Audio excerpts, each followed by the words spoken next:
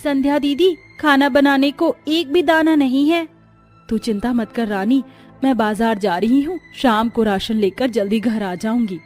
ये बोलकर संध्या घर से निकलकर चलने लगी। तभी उसकी नजर गांव के पोखर पर पड़ी, जहां हरे हरे साग उगे थे। संध्या सारे साग तोड़कर उन्हें बेचने के लिए बाजार में पहुंच गई।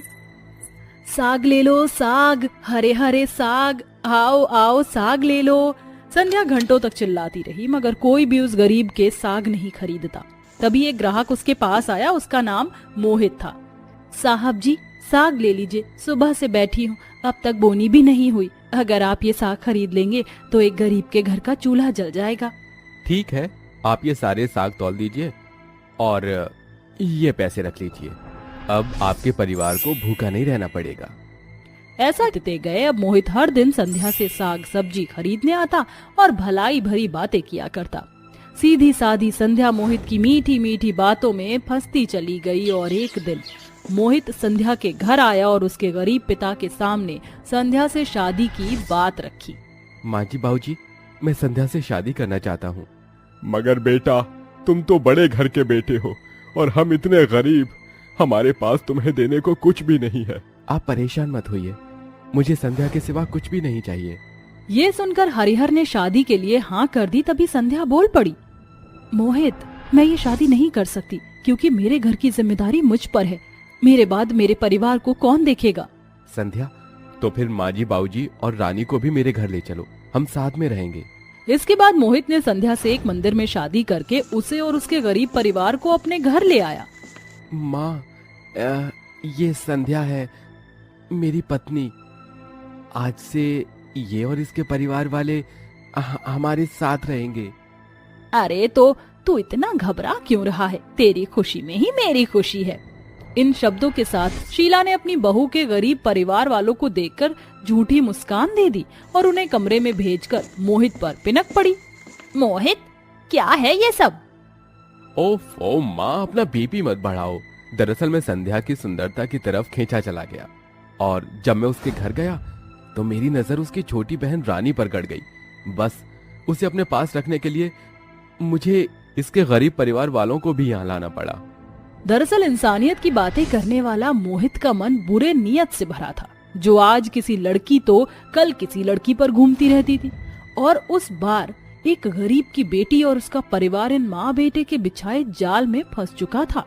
अगले दिन सुबह सुबह शीला ने अपने घर के नौकरों को काम से निकाल दिया और संध्या के गरीब परिवार वालों पर जुल्म ढाना शुरू कर दिया। चलो जल्दी से काम पर लग जाओ। सुन बुढ़िया, जा रसोई में गंदे बर्तन पड़े हैं, उन्हें धो। और तू मेरी गरीब बहू, जा जाकर मेरे लिए गर्मा गर्म खाना बना। और तू रानी, मेरे पैर दबा। अरे अरे समधी जी, आप कहाँ चल दिए? वो झाड़ू उठाओ और जाकर लॉन साफ करो।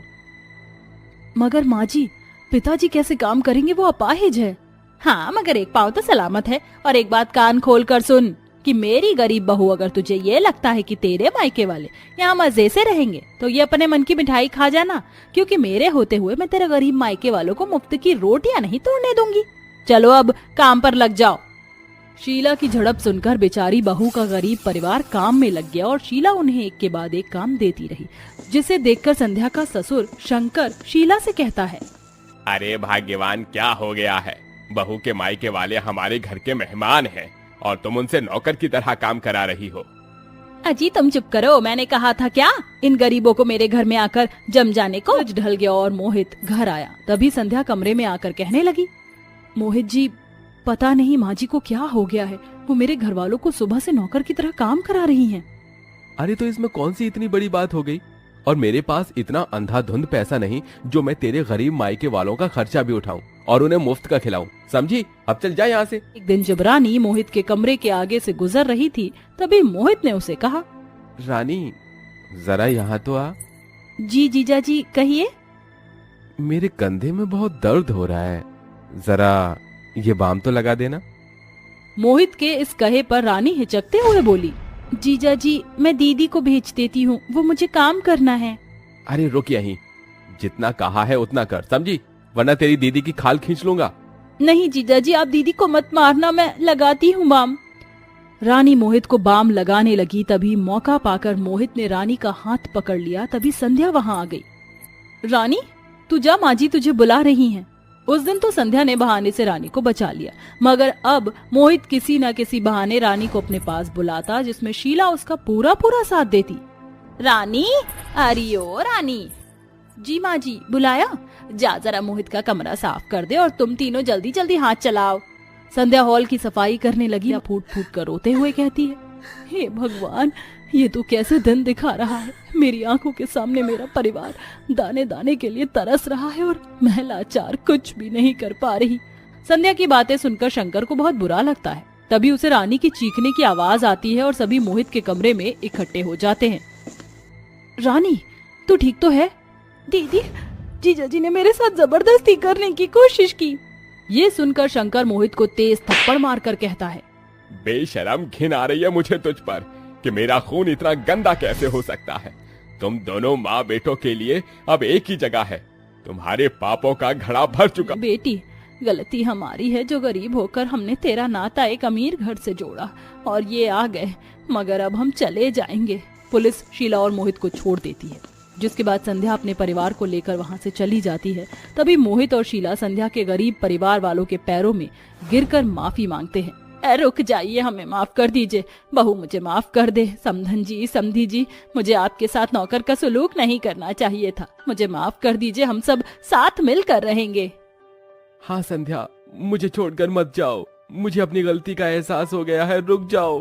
संध्या बेटी, ये तेरा ससुराल है और बेटी के ससुराल में मायके वाले मेहमान होते हैं, इसलिए अब हमें जाना होगा। तू अपना रिश्ता संभाल, सदा खुश रह बेटा। संध्या को आशीर्वाद देकर हरिहर रानी और गंगा को लेकर चला जाता है। रानी अपने माता पिता की जिम्मेदारी उठाती है। वही वक्त के साथ संध्या भी सब कुछ भूलकर अपने रिश्ते की एक नई शुरुआत करती है।